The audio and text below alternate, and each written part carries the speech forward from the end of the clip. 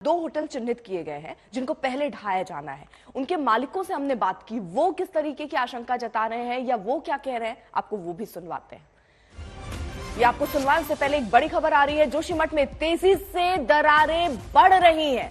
सूत्र ये बता रहे हैं कि क्योंकि लगातार बारिश हो रही है और ये माना जा रहा था कि अगर बारिश हो जाती है तो खतरा और ज्यादा बढ़ जाएगा। कई घरों में दरारें और चौड़ी हो गई है देखते ही देखते, यानी बहुत तेजी के साथ ये हो रहा है। पहले से क्षतिग्रस्त हो रहे घरों की जो दरारें हैं वो और ज्यादा, यानी उनके बीच का जो गैप है वो और ज्यादा बढ़ता हुआ नजर आ रहा है। प्रशासन लोगों को मौके से हटाने में जुटा हुआ है, लेकिन लोगों को भी ये मांग है कि जब तक उनको लिखित में ना मिल जाए या मुआवजे की बात ना हो जाए या कोई आशियाना ना मिल जाए वो वहां से नहीं हटने वाले हैं। स्थानीय लोगों को हालांकि समझाने का काम हो रहा है, लेकिन इन सब के बीच जब ये प्रयास हो रहे हैं तो खतरा यही कि जो दरारें हैं वो बहुत ही तेजी के साथ बढ़ रही हैं।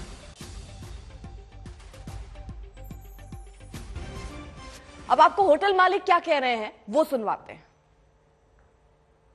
तो आप जा रहे हैं बैठक में, वो क्या तहसीलदार साहब आए हैं और बुलाया है उन्होंने, और तब देखिए क्या।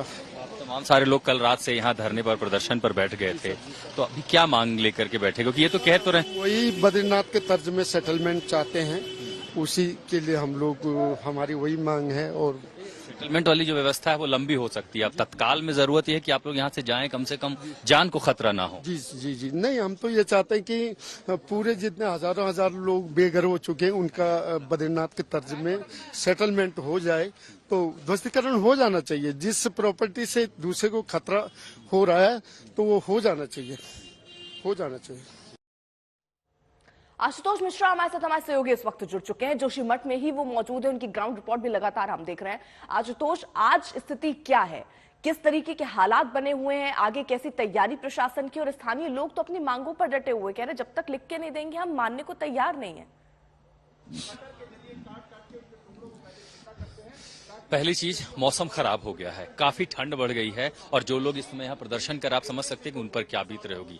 दूसरी सबसे बड़ी बात, पहाड़ी इलाकों की एक तस्वीर आपको दिखाता हूँ। ऊपर घने बादल हैं, 11 से 13 तारीख तक बारिश होने की संभावना जताई जा रही है और जो हाई रिजेस हैं माउंटेन्स पर, वहां स्नोफॉल हो रहा है और ये हो सकता है वह स्थिति ऐसी हो कि शाम तक या 4 बजे के बाद आपको वो बर्फबारी उन इलाकों से शुरुआत से मिले जो सुनील गांव है, जहां हम जाएंगे थोड़ी देर में, जहां से ये पूरा पहाड़ अपनी जगह से दरकने लगा है। यानी 50 मीटर का लंबा हिस्सा काफी ऊंचाई से पूरा दरक रहा है।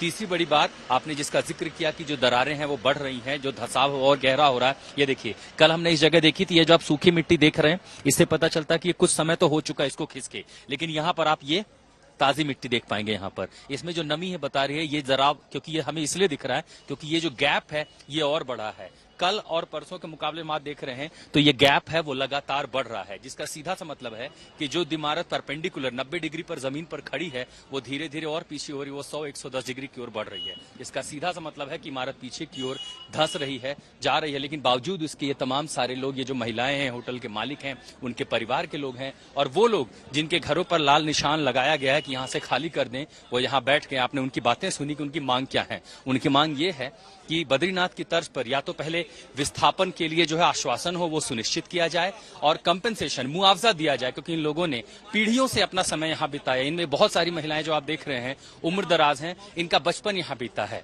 इन्होंने अपनी जवानी यहाँ देखी है, बच्चों के साथ यहाँ रहे हैं, पले हैं, बढ़े हैं, खेला है सब कुछ, और अब जीवन के इस मोड़ पर उन्हें अपना घर छोड़कर जाना पड़ेगा, वो भी तब जब ये पता नहीं है कि आगे कहाँ जाएंगे, क्या आगे कोई घर मिलेगा, बच्चे कहाँ पढ़ेंगे, कहाँ रहेंगे, कैसे जिएंगे। इन तमाम संभावनाओं के आगे जब अंधेरा छाया हुआ है तो इसीलिए लोग कह रहे हैं कि हम यहीं रहेंगे, जो होगा देखा जाएगा, जब तक सरकार जो है कम से कम कुछ सुनिश्चित बात नहीं कह देती या ठोस आश्वासन नहीं देती कि आखिर इनका आगे क्या होगा। आपको ये भी बता दूं कि जिस समय हम बात कर रहे हैं इस समय यहाँ एक बैठक चल रही है प्रशासन के तमाम अधिकारियों के साथ। होटल मालिक जो है दोनों, जिनको गिराया जाना है, ये दोनों होटल हैं, और साथ ही स्थानीय लोग हैं, उनके साथ एक बैठक चल रही है और उसमें पुनर्वास कार्यक्रम और पुनर्वास कार्यक्रम के साथ साथ विस्थापन की नीति के साथ साथ मुआवजे पर बातचीत चल रही है। हम बस इतनी उम्मीद कर सकते हैं कि ये बैठक सकारात्मक हो।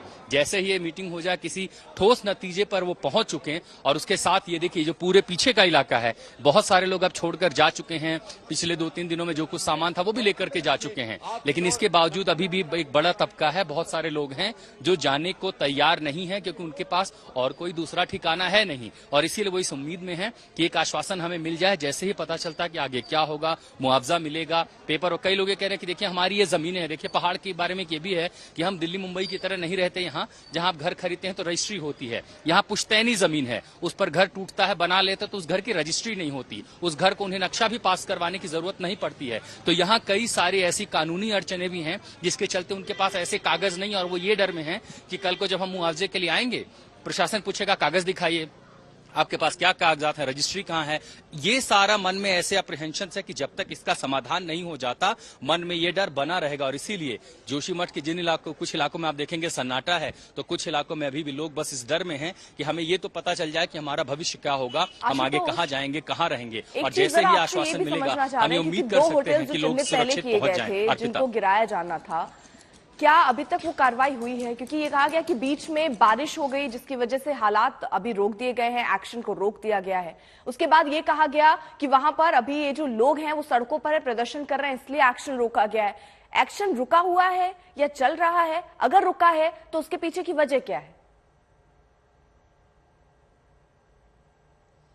डिमोलिशन एक्सरसाइज हो गई थी, मसलन तार हटा लिए गए, सब कुछ चीजें। देखिए ये वही होटल है, ठीक आप समझिए मैं एकदम उसी होटल के सामने खड़ा हूं। ये पहला होटल है जिस पर मैं खड़ा हूं, और उसी के साथ साथ मेरे ठीक बगल में वो दूसरा होटल है जिसको गिराया जाना है। कल रात को ये शुरू हुआ, एसडीआरएफ के कर्मचारी आ गए, मजदूरों को बुलाया गया कि यहां से इन दोनों इमारतों को पीछे की तरफ गिराया जाए।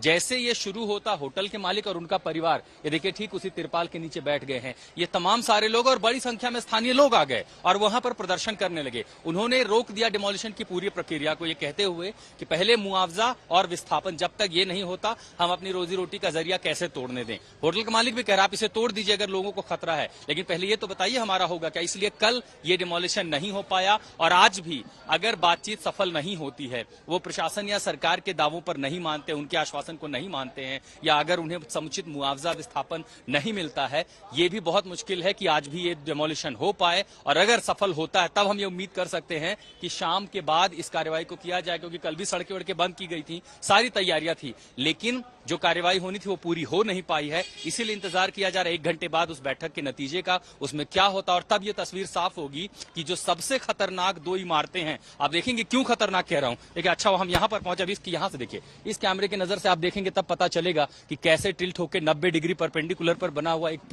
पूरी इमारत वो धीरे धीरे बेंड होकर 110-120 डिग्री तक जा रही है। और अगर इसे नहीं हटाया गया तो नीचे जब ये मलबा अगर अपने आप गिरा तो आप समझिए कि तब ग्रेविटी अपना काम करेगी, और ये लाखों टन का मलबा जब नीचे जाएगा तो किस तरह की तबाही मचाएगा। अर्पिता।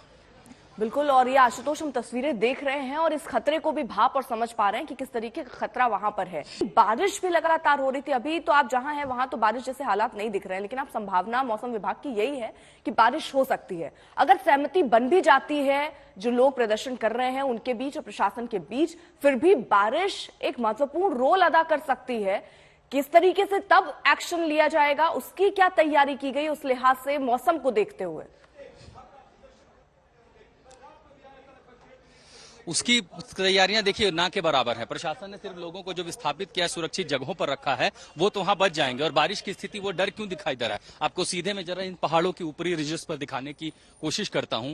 कल रात से लगभग 2-3 बजे के बाद से जो बारिश है वो काफी बर्फबारी शुरू हो गई है। अब ऊपर जब बर्फबारी होगी तो जाहिर है नीचे जो है बारिश के आसार होंगे। हम 6000 फीट की ऊंचाई पर हैं और ऊपर से घने काले बादल ये साफ इशारा तो कर रहे हैं कि बारिश की पूरी संभावना है। अब ये जो हिस्सा है देखिए ऊपर अभी भी वहां बर्फबारी चल रही है। अगर आप उस तरफ देखें, नंदा देवी का ग्लेशियर जहां से हम देख पाते हैं, उन पूर्वी इलाकों में अभी भी बर्फबारी हो रही है और जिसके चलते यहां तापमान गिरा है। अब ये पहाड़ का हिस्सा है जहां से पूरे एक लाइन से जो पहाड़ जो है दरक रहा है, धंस रहा है, ये वो पूरा स्ट्रक्चर है।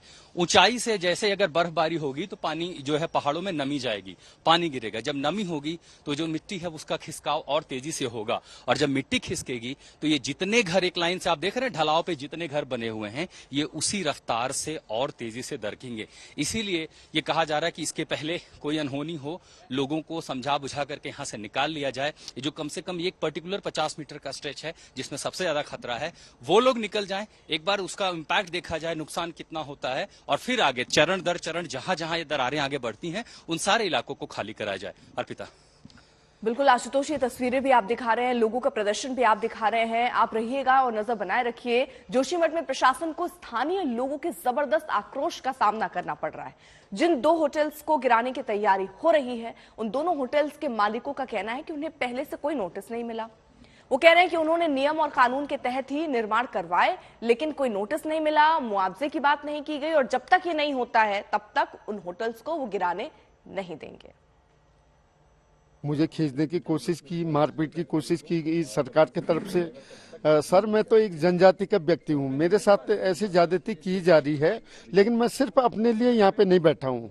मेरा तो अपना हो जाएगा, कोई बात नहीं, मैं चले जाऊँ। मेरा तो बेटा फ्रांस में रहता, मैं निकल जाऊंगा, लेकिन मैं इसलिए बैठा हूँ कि मेरे जो इस जोशीमठ के लोग हैं, जितने प्रभावित लोग हैं, आज मैंने मैदान छोड़ के चले गया। जो आज मेरे साथ करेंगे, कल लोग ये लोग सरकार जो है कि सबके साथ करेगी। अपनी मांग पूरी करने के लिए बैठक है, जैसे बद्रीनाथ की तर्ज पे वैसे वन टाइम सेटल कर दो। हम पूरी रात ठंड में यहाँ पे बैठे हुए हैं और अभी बर्फ भी पड़ेगी तभी बैठे रहेंगे, हम हटेंगे नहीं, ऐसे डटे रहेंगे हम जब तक मांग पूरी नहीं हुई। क्या मांग? सर यही मांग है कि जैसे बद्रीनाथ तर्ज पे विस्थापन किया है सेटलमेंट, वैसे यहाँ भी कर दो। होटल हम छोड़ देंगे, हम चले जाएंगे।